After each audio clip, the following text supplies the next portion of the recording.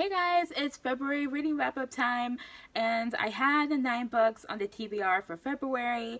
I did finish 9 books, but I did replace one of the novels with a poetry book because I just don't want to slog through books and I wasn't having a good time, so I replaced it. So, of the 9 books, 2 of them were picture books. I read The Giving Tree by Shel Silverstein. This is about this tree, and she gives this little boy everything who turns to a teenager, who turns to a man until she's just a stump left.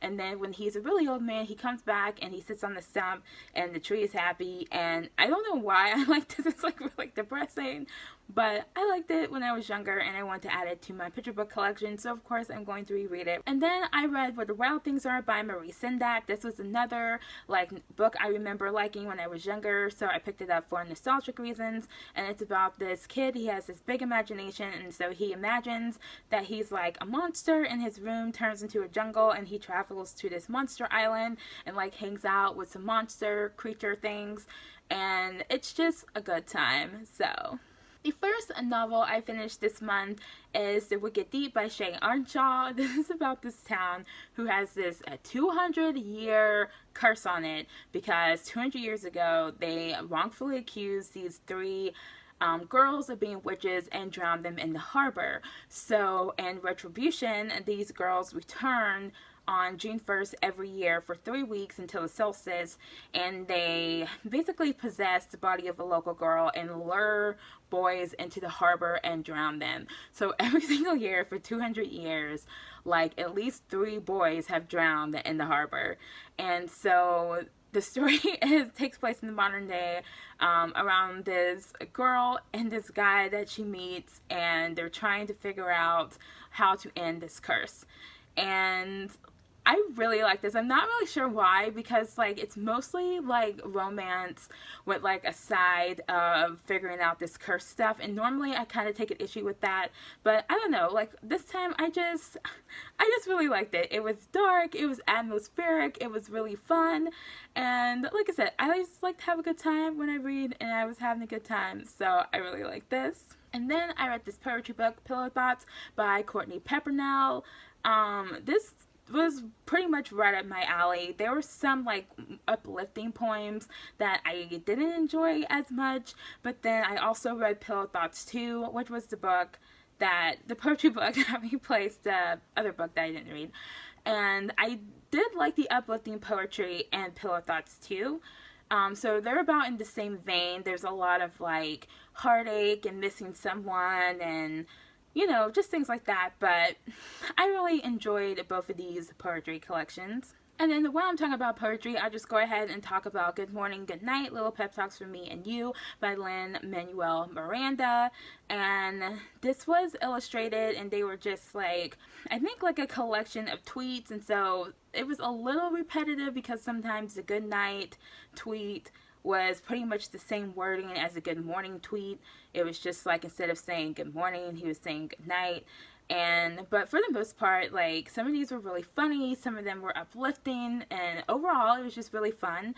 And so I really like this, and so I've been not reading it all the way through again, but just kind of like, waking up some mornings and I just feel kind of like not enthusiastic. So I'll pick it up and read it, and then I'll smile and remember, I was like, oh, that's right, I like this. And I don't know, it's fun, and yeah. So the next novel I read was Unlocked by Margot Kelly. This was fantastic. So this is my favorite book that I read this month. So it's like a dark, like white contemporary with like some like supernatural elements, or like some mysticism and like some occultish kind of elements. So it's about this girl, and she goes to this hypnotist show, and she gets hypnotized, but she doesn't think she gets hypnotized, even though it's so obvious she gets hypnotized. And then on the way home, like she wrecks the car, and somebody in the car dies, and so she is a wreck. And it's just so good. Like, it's so good. It's kind of like it's like a thriller, and so it's like suspenseful, and it's like really interesting, and the pacing is really fast, and it didn't have like you know, traditional chapter titles. It was just like, you know, Friday, August, whatever, Saturday, August, whatever. And it goes through like a little over a week of her trying to figure out what's going on with the help of some fun friends. And this was just so good. Like, it was so good. It's easily like my favorite book that I've read this year, and probably gonna have to go into like my top 10 favorite books of all time. So it was just a lot of fun, and it like genuinely like kind of creeped me out a few times, and I found myself like anxious and paranoid, like all in a super fun way. So yeah, I definitely really enjoyed this book. And next, I finished Twilight by Stephanie Meyer. In January, if you saw that wrap-up video, I read the graphic novel version of Twilight, so there were no surprises. The plot pretty much went as it did in the graphic novel, and surprisingly, I was not bored.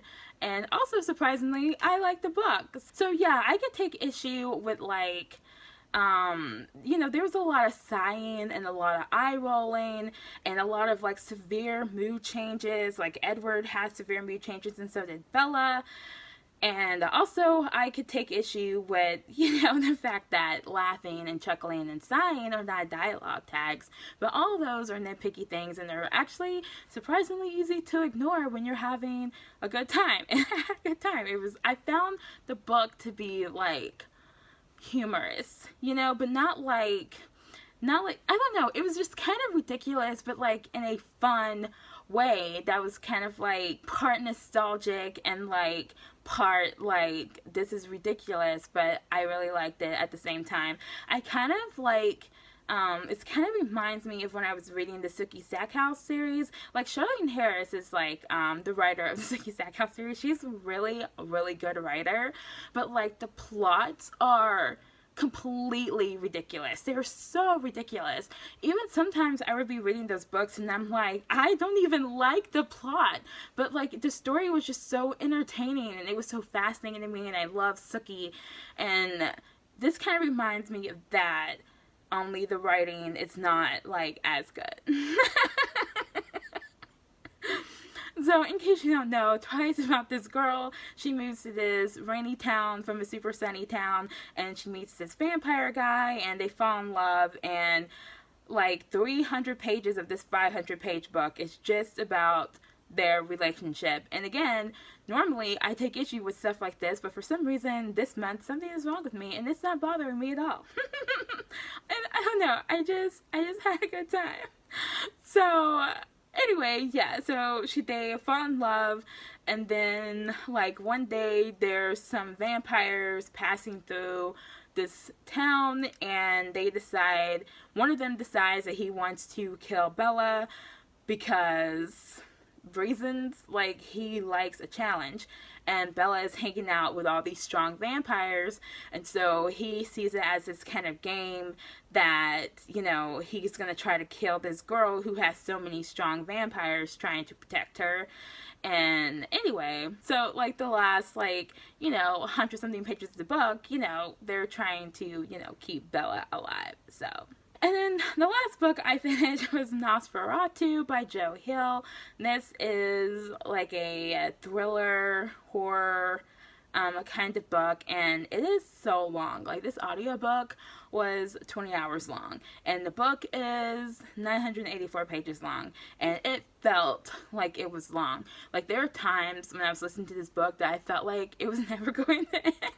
But that said, this book was fantastic. The narrator was so fantastic. Like, she kind of changed, like, the way she talked and, like, everything, like, based on the point of view, and there were multiple point of views, and there were some of them, like, I legitimately, like, got chills, and this is, like, very suspenseful. So I learned something about myself while reading this book. I'm not usually a big fan of thrillers, and this book is why. There's only a certain amount of like tension and suspense that I can take before I get agitated. And once I get agitated, I start pulling back, and if I start pulling back, there's a chance I'm going to be bored and start like hating everything. So I didn't hate everything because, like I said, this is really good, but it was just so long. And when it's so suspenseful throughout, and there are so many like action scenes where I was like on the edge of my seat and like really worried about like the main character specifically, that by the time I got to about the halfway mark, I was like completely worn out. And I was like, you know, her life's gonna be in danger like 4 or 5 more times. And I'm just like, I just can't do this anymore. But I probably should have tried to listen to the audiobook sooner, but instead it literally went from like February 2nd to February 28th. So the book is about, it's so hard to say what this book is about because of all the point of views, but there's one like main point of view, and so basically it spans like almost 30 years. It starts from this point of view of somebody who shows up only one other time in the book. So basically everything is centered around this guy who's some kind of like vampire who only like sucks the life force out of children. So what he does is he kidnaps children and whatever parent happens to unfortunately be with them at the time, and he pushes the parents off on this guy he calls the gas mask man and sends him to the house of sleep. And horrible things happen to the adults when they're in the house asleep. But the children, they get stuck in the back of this old-fashioned car, and as the guy drives around, the kids become like these kind of vampire-like creatures, and he gets younger and younger and more spry, and then he takes them to Christmas Land, which kind of only exists in his mind, where he leaves the children, and then he goes finds another one to drain.